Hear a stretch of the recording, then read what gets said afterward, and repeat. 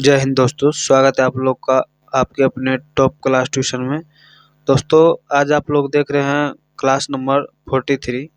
ठीक है, इसमें दोस्तों आप लोगों के लिए हम क्वेश्चन बना के लाते हैं बहुत मेहनत करके एनसीईआरटी से, लुसेंट से और पीवाईक्यू से, जो अक्सर हमारे किसी भी कंपटीशन एग्जाम में रिपीटेड क्वेश्चन होता है, वो पीवाईक्यू रहता है। और प्रत्येक बार किसी न किसी एग्जाम में यहाँ से क्वेश्चन फंसने को मिलता है। और ख़ास बात दोस्तों हमारे क्लास की ये है कि आप लोगों को हम प्रत्येक क्वेश्चन का डिस्कशन के साथ, प्रत्येक क्वेश्चन को समझाते हुए हम आप लोग को समझाने का प्रयास करते हैं।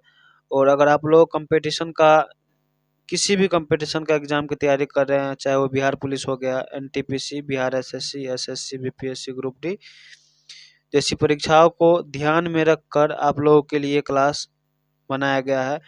और अगर जिन भाई बहनों को हमारे क्लास की फ्री में पीडीएफ चाहिए, वो हमारे साथ लास्ट तक जरूर जुड़े रहिएगा।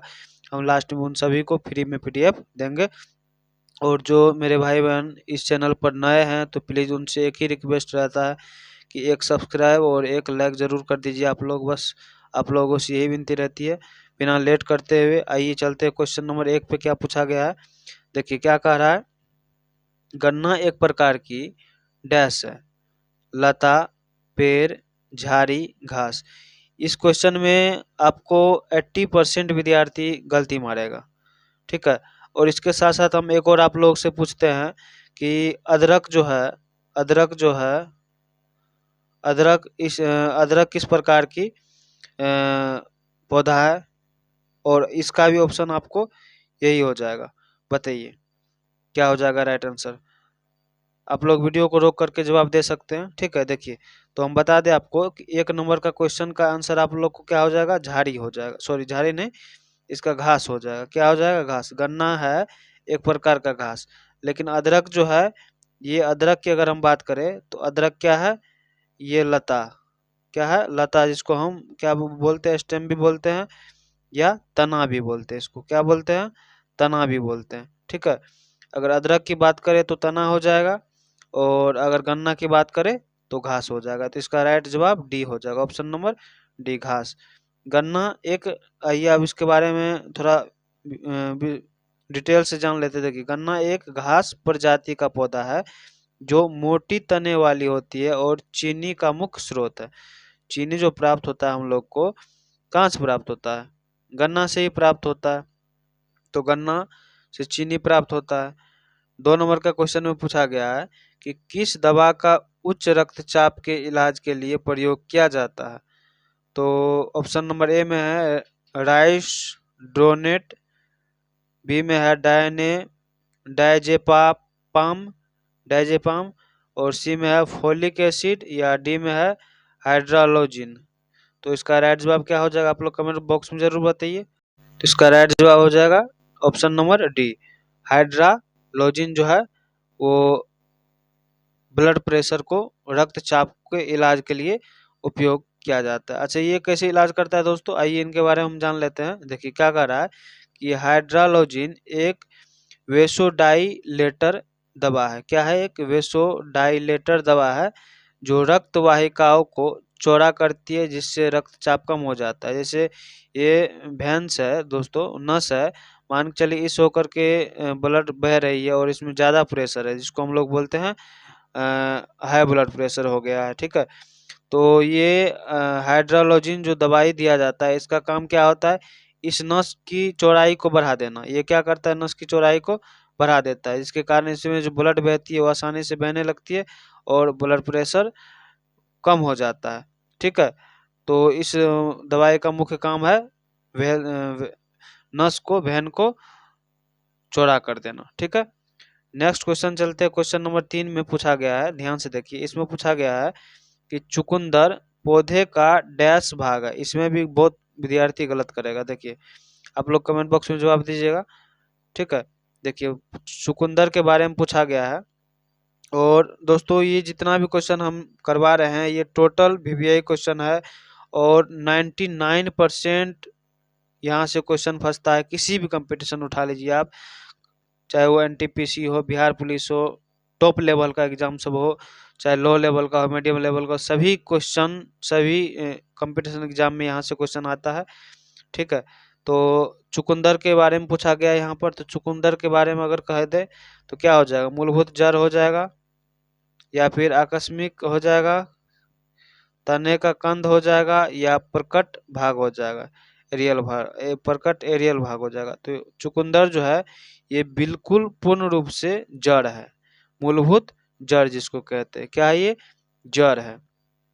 चुकंदर मुख्य रूप से एक रूट वेजिटेबल है जिनमें खाई जाने वाली भाग प्राथमिक जड़ होती है।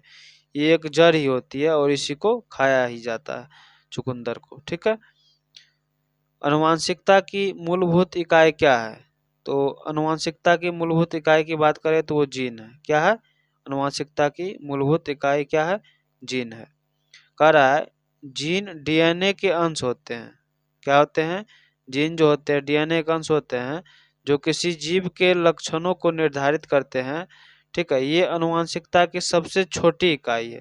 क्वेश्चन बहुत बार पूछा गया है कि आनुवंशिकता की सबसे छोटी इकाई किसे मानी जाती है, तो वो किसे मानी जाती है, जीन को ही मानी जाती है। किसको मानी जाती है, जीन को, ठीक है।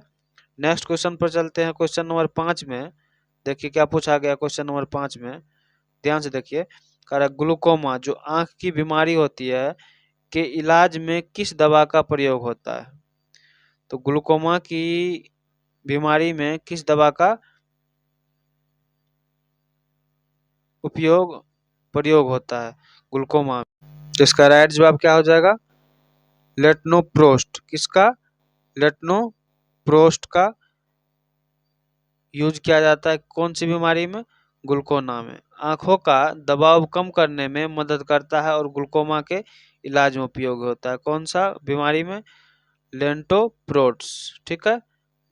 ये दवाई आपको उसमें यूज किया जाता है ग्लूकोमा बीमारी में। डैश रसायनों का एक समूह है जो कोशिका विभाजन और पौधों के विकास को प्रभावित करता है। क्या हो जाएगा इसका राइट जवाब, बताइए इसका राइट जवाब क्या। इसका राइट जवाब हो जाएगा ऑप्शन नंबर ए, साइटोकाइनिन्स। क्या हो जाएगा, साइटोकाइनिन्स। इसके बारे में थोड़ा डिटेल से पढ़ लेते हैं। देखिए क्या पूछा गया है, कह रहा है साइटोकाइनिन्स पौधों में कोशिका विभाजन को नियंत्रित करता है और नियंत्रित करने वाले हार्मोन है। किसको, कोशिका विभाजन को नियंत्रित करने वाले क्या है, एक प्रकार है। 7 नंबर में है फेफड़े डैश के प्राथमिक अंग है, तो फेफड़े किसका है, ये श्वसन का अंग है। ये तो बच्चा बच्चा जानता है, ठीक है, श्वसन का ये अंग है। इसमें कहा गया है देखिए, फेफड़े श्वसन प्रणाली का हिस्सा है जहाँ गैसों का आदान प्रदान ऑक्सीजन और कार्बन डाइऑक्साइड होता है। मतलब आदान प्रदान ऑक्सीजन और कार्बन डाइऑक्साइड का ही होता है ना श्वसन में, ठीक। नेक्स्ट क्वेश्चन देखिए क्या पूछा गया, किस दवा का प्रयोग वेदना मतलब पेन रिलीफ जिसको कहा जाता है के लिए किया जाता है, तो पेनिसिलिन का भी किया जाता है और किसका किया जाता है, ऑप्शन बताइएगा, राइस ड्रोनेट, रेडिप्रोन, फोलिक एसिड, बुप्रोपियन। तो इसका राइट जवाब क्या हो जाएगा, आप लोग भी बताइएगा। Option number D, sorry D नहीं, रेडिप्रोन हो जाएगा। क्या हो जाएगा ये, ऑप्शन नंबर बी, रेडिप्रोन हो जाएगा, ठीक। नेक्स्ट क्वेश्चन इसके बारे में पढ़ लेते हैं। रेडिप्रोन एक दर्द निवारक दवा है जो मांसपेशियों और जोड़ों के दर्द में राहत दिलाता है। किसमें किसमें, मांसपेशी और जोड़ों के जो दर्द होते हैं इसमें ये राहत दिलाता है। कौन सा दवाई, रेडिप्रोन। कौन सा, रेडिप्रोन। आप लोग को ध्यान में रखना है दोस्तों। जो मेरे भाई बहन अभी तक हमारे चैनल को सब्सक्राइब नहीं किया, प्लीज़ उनसे एक ही विनती रहती है, एक सब्सक्राइब और एक लाइक ज़रूर कर दीजिए आप लोग, ठीक है, ताकि आप लोग के लिए हम जो क्लास बनाते हैं, हम जो ये क्वेश्चन लाते हैं, मेहनत करते हैं, थोड़ा उसमें मोटिवेशन मिले और हम आप लोग के लिए मेहनत कर पाए, ठीक है। कह रहा है देखिए, केलनस वल्पस डैश का वैज्ञानिक नाम है, तो ये किसका वैज्ञानिक नाम है, फॉक्स का वैज्ञानिक नाम है। किसका, फॉक्स मतलब लोमड़ी का, ठीक। कैनिस वेलेपस लोमड़ी का वैज्ञानिक नाम है। यह एक मांसाहारी स्तनपायी जानवर है जो कुत्ते के परिवार से संबंधित है। किससे संबंधित है, कुत्ते के परिवार से संबंधित है। सामान्यतः सूक्ष्मजीव विज्ञान के जनक, सूक्ष्मजीव विज्ञान के जनक के नाम से किसे जाना जाता है, तो इसको जाना जाता है एंटोनी वॉन लीवेनहॉक को। किसको? एंटोनी वॉन लीवेनहॉक को सूक्ष्मदर्शी से बैक्टीरिया और अन्य सूक्ष्म जीवों को देखा और अध्ययन किया था। किसने? वॉन लीवेनहॉक ने। ठीक है। प्राथमिक जीवाणुओं का खाद्य स्रोत है। प्राथमिक जीवाणु जो होते हैं उनका खाद्य स्रोत क्या होता है?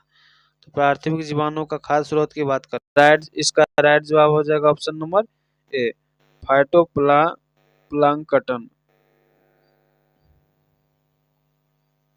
फाइटोप्लांक्टन जल में रहने वाले सूक्ष्म पौधों के जो प्रकाश संश्लेषण द्वारा ऊर्जा बनाते हैं और खाद्य श्रृंखला की नींव होती है।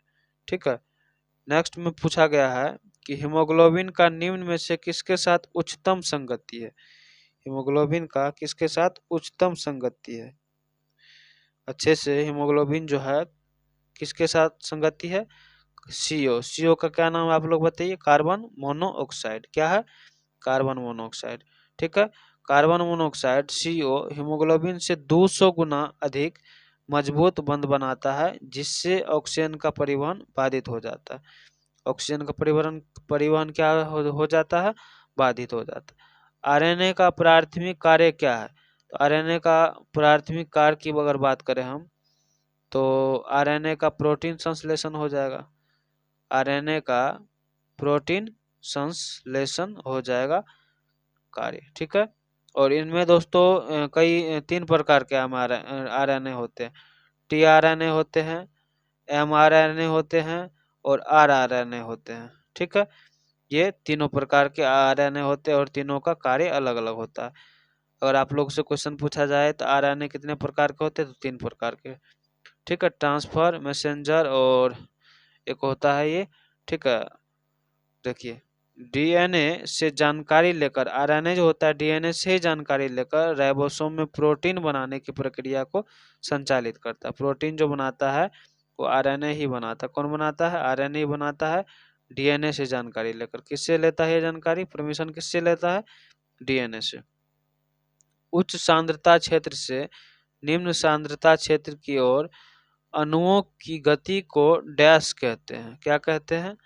ये हो जाएगा सी नंबर, सक्रिय परिवहन कहलाता है। ये क्या कहलाता है? सक्रिय परिवहन। ठीक। देखिए, यह ऊर्जा का उपयोग करके अणुओं को कम सांद्रता से उच्च सांद्रता की ओर स्थानांतरित करता है। कहाँ से कहाँ? सक्रिय परिवहन का काम है ये अणुओं को कम सांद्रता से उच्च सांद्रता की ओर स्थानांतरित करता है। ठीक है। इसी को सक्रिय परिवहन कहा जाता है। 15 नंबर के क्वेश्चन में पूछा गया है कि जीवों के वर्गीकरण के अध्ययन को डैश कहा जाता है। तो जीवों के वर्गीकरण के अध्ययन को क्या कहा जाता है? बताइए। ये हो जाएगा टेक्सोनोमी कहा जाता है। जीवों के वर्गीकरण के अध्ययन को टेक्सोनोमी कहा जाता है। ठीक। देखिए, टेक्सोनोमी जीवों के नामकरण, वर्गीकरण और पहचान की विज्ञान शाखा। किसके किसके लिए? पहचान देने के लिए, वर्गीकरण, नामकरण, इसके लिए टेक्सोनोमी जाना जाता है। निम्न में से किस दवा का प्रयोग फंगल संक्रमण के लिए किया जाता है? किसके लिए? फंगल संक्रमण के लिए। किस दवा का प्रयोग किया जाता है फंगल संक्रमण के लिए? तो इसका राइट जवाब हो जाएगा ए, टेफाफॉर्मिन। किसका? टेफाफॉर्मिन का। ठीक है। टेफाफॉर्मिन एक एंटी फंगल दवा है जो त्वचा, नाखून और अन्य अंगों में फंगल संक्रमण के इलाज में प्रयुक्त होती है। क्या? टेफाफॉर्मिन। किसमें? त्वचा में, नाखून में और अन्य संक्रामक रोगों में जो फंगल से रिलेटेड है। प्रकाश संश्लेषण वनस्पति कोशिका में स्थित डैश में होता है। प्रकाश संश्लेषण किस में होता है? प्रकाश संश्लेषण किस में होता है? क्लोरोप्लास्ट में होता है। राइट। देखिए, क्लोरोप्लास्ट हरे रंग का अंगक होता है जहां प्रकाश ऊर्जा को रासायनिक ऊर्जा में बदला जाता है। किसको किसको? प्रकाश ऊर्जा को किस ऊर्जा में? रासायनिक ऊर्जा में बदला जाता है, क्लोरोप्लास्ट। ठीक है। 18 नंबर का क्वेश्चन में पूछा गया है कि डैश वह डैश वह कोशिका अंग है जिसमें श्वसन और ऊर्जा उत्पादन की जैव रासायनिक प्रक्रिया होती है। तो इसका राइट जवाब आप लोग बताइएगा। इसका राइट जवाब हो जाएगा माइटोकॉन्ड्रिया। क्या हो जाएगा? माइटोकॉन्ड्रिया। माइटोकॉन्ड्रिया को कोशिका का पावर हाउस भी कहा जाता है क्योंकि यह ग्लूकोज को एटीपी ऊर्जा में बदलने का कार्य करता है। ठीक है, एटीपी एडिनोसिन थायमिन फॉस्फेट इसका फुल फॉर्म होता है एटीपी का। नेक्स्ट 19 नंबर में पूछा गया, निम्नलिखित में से कौन दूध के खट्टे होने को प्रेरित करता है? तो दूध के खट्टे होने को कौन प्रेरित करता है? ये आपको लैक्टिक एसिड, लैक्टिक अम्ल, लैक्टिक एसिड ही आपको दूध को दही बनाने में कारगर है। दूध में मौजूद लैक्टोज को लैक्टिक एसिड बैक्टीरिया द्वारा लैक्टिक एसिड में बदला जाता है जिससे दूध खट्टा हो जाता है। क्या हो जाता है? दूध खट्टा हो जाता है। नेक्स्ट 20 नंबर में कौन फूल न लगाने वाले और बीजधारी पौधों की श्रेणी में आते हैं? ठीक है, तो इसका राइट जवाब हो जाएगा फर्न्स। क्या हो जाएगा? फर्न्स हो जाएगा। Option number C. ये क्या होता है? देखिए, कह रहा है फर्न्स बीज नहीं बनाते बल्कि बीजाणुओं में प्रजनन करते हैं। ये नंगे बीज वाले और फूल रहित पौधे होते हैं, इसमें फूल भी नहीं होते हैं। ठीक है, निम्नलिखित में से कौन सा तिलचट्टे का उत्सर्जन अंग? तिलचट्टे का उत्सर्जन अंग, तो इसका राइट जवाब होना चाहिए मेल पिगियन ट्यूब्यूलस। ठीक है, 21 का ऑप्शन नंबर ए इसी में कहा गया है। देखिए, तिलचट्टे का उत्सर्जन अंग मेगपिगियन यूट्यूबुलस होता है जो नाइट्रोजन युक्त अपशिष्ट निकालने में मदद करता है। ठीक है, ये नाइट्रोजन युक्त अपशिष्ट निकालता है। ठीक, करा ओविस एरिज। ओविस एरिज किसका वैज्ञानिक नाम? ओविस एरिज किसका वैज्ञानिक नाम है? कि ये भेड़ का है। किसका है? भेड़ का है। ठीक, 23 नंबर में पूछा गया, ध्यान से देखिए, कह रहा है पौधे भोजन निर्माण के लिए निम्न में से किससे ऊर्जा प्राप्त करता है? तो पौधे भोजन निर्माण के लिए किससे ऊर्जा प्राप्त करता है? किससे? प्रकाश संश्लेषण से, बैक्टीरिया से, कवक से, सूर्य से। तो इसका मेन पावर हाउस सूर्य ही होना चाहिए। क्या होना चाहिए? सूर्य। सूर्य से ही अपना भोजन प्राप्त करता है पौधा। सेकंड लास्ट क्वेश्चन है, निम्नलिखित में से कौन सी गुर्दे की संरचनात्मक और कार्यात्मक इकाई है? गुर्दे की संरचनात्मक और कार्यात्मक इकाई है, तो इसका क्या हो जाएगा? ऑप्शन नंबर, इसका राइट जवाब हो जाएगा नेफ्रॉन। क्या हो जाएगा? नेफ्रॉन। ठीक है, नेफ्रॉन किडनी का मूल इकाई है जो रक्त को छानकर मूत्र बनाती है। रक्त को जो छानने का काम होता है वो किसका होता है? वो नेफ्रॉन का ही होता है, और जो अपशिष्ट होता है वो उसको मूत्र के माध्यम से बाहर निकाल देता है। जैव पारिस्थितिकी तंत्र इकोसिस्टम में निम्न में से कौन सा पहला स्तर होता है? तो पहला स्तर की बात करें तो ये उत्पादक होता है। क्या होता है? उत्पादक होता है। पहला स्तर उत्पादक। उत्पादक जैसे पौधे प्रकाश संश्लेषण द्वारा जैविक पदार्थ भोजन बनाते हैं और खाद्य श्रृंखला की शुरुआत करते हैं। क्या? प्रकाश संश्लेषण के द्वारा जो बनता है। ठीक है, निम्न में से कौन सा मानव मस्तिष्क का सबसे बड़ा हिस्सा है? मानव मस्तिष्क का, दोस्तों इसमें हमने 26 क्वेश्चन करवा दिया है, एक क्वेश्चन ज़्यादा करवा दिया है। तो आप लोगों के लिए ये क्वेश्चन HW रहा है, और जो दोस्त मेरे यहाँ तक आए हैं उन सभी को हम अभी फ्री में PDF देंगे। तो जिनको जिनको फ्री में PDF चाहिए वो कमेंट बॉक्स में हाई लिख करके भेजिए। ठीक है, या फिर बोलिए कि हमें भी चाहिए, हम आप सभी को फ्री में PDF देंगे। और ये आप लोगों के लिए HW रहा। नेक्स्ट क्लास में हम आप लोगों से इसका जवाब मांगेंगे। ठीक है, या इसी क्लास में आप लोग जवाब दीजिएगा, हम आप लोग को रिप्लाई ज़रूर देंगे। हाँ, और आप लोगों को फ्री में PDF लेने के लिए इस लिंक को क्लिक करके, या डिस्क्रिप्शन में मिल जाएगा, या यहाँ से भी लिख सकते हैं टेलीग्राम में जा करके, वहाँ में फॉलो करके आप बता सकते हैं कि आपको किस क्लास का PDF फाइल चाहिए, हम वहाँ पर आप लोगों को भेज देंगे। ठीक है, तो आई होप कि आप लोगों को ये सेशन अच्छा लगा हो। जो दोस्त मेरे नए हैं उनको एक सब्सक्राइब और एक लाइक कर देना चाहिए। ठीक है, बाकी आप लोगों की मर्जी है। ठीक है, तो मिलते हैं फिर नेक्स्ट क्लास में एक अच्छे से सेशन के साथ। Thank you.